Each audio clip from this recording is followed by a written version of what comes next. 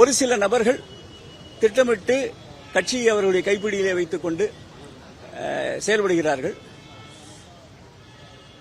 அதன் காரணமாகத்தான் எனக்கு அமைப்பு செயலாளர் இந்த பதவியை கொடுத்தார்கள்.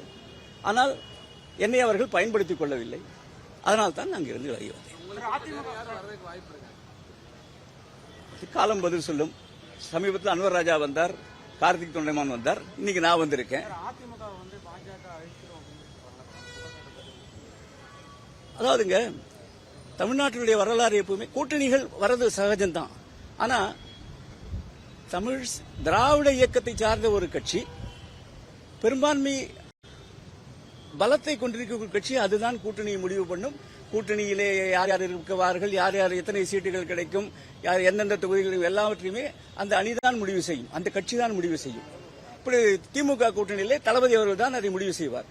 ஆனால் அண்ணா திமுகவிலே இன்றைக்கு அதை முடிவு செய்யக்கூடிய சுவிட்ச் போர்டாக டெல்லி இருக்கிறது. டெல்லி என்ன சொல்கிறதோ அதற்கு கட்டுப்படுவர்களாகத்தான் இன்றைக்கு அண்ணா திமுகவிலே இருக்கின்ற தலைமை இருக்கிறது. எனவே நாளைக்கே தமிழ்நாட்டு மக்கள் என்ன நினைப்பார்கள் என்றால், நாளைக்கே ஒரு கால் அது அத்தைக்கு மீசை முளைத்தால் அண்ணா திமுக ஆட்சி வந்ததுன்னா கூட அதுல பிஜேபியினுடைய பங்கு எந்த அளவுக்கு இருக்கும், மத்திய அரசினுடைய தலையீடு எந்த அளவுக்கு இருக்கும், இதையெல்லாம் யோசிப்பார்கள். எனவே இன்றைக்கு எந்த விதமான பிரச்சனையும் இல்லாமல் முன்னேற்ற பாதையிலே தளபதி அவர்களுடைய தலைமையிலே தமிழ்நாடு பீடுநடை போட்டுக் கொண்டிருக்கிறது. இந்த ஆட்சி தொடர்வதற்குத்தான் மக்கள் வாக்களிப்பார்கள். நிச்சயமாக 200 தாண்டுவோம். அதில் எந்த விதமான ஐயமும் இல்லை.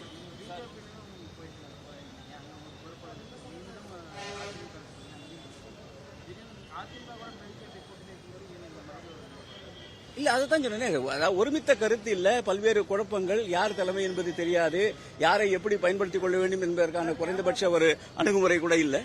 அதனால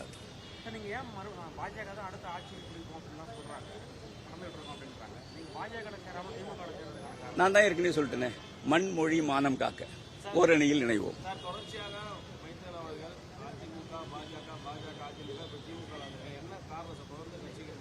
தொடர்ந்து, அதாவது ஒரு விஷயங்க, தொடர்ந்து கட்சிகள் மாறட்டும் சொல்றதே ஒரு தவறான வாதம்.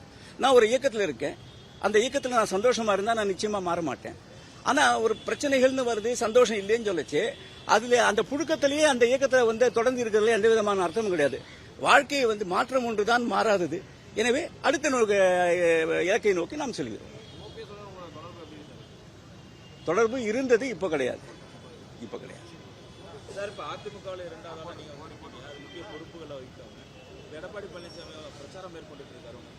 ஒரே ஒரு விஷயம் நான் சொல்றேன்.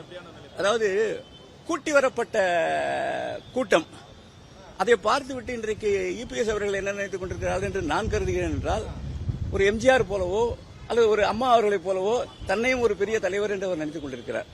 ஒரே ஒரு கருத்து மட்டும் நான் சொல்லிட்டு விடைபெறலாம்னு நினைக்கிறேன். உயர உயர பறந்தாலும் ஊர்க்குருவி பருந்தாகாது.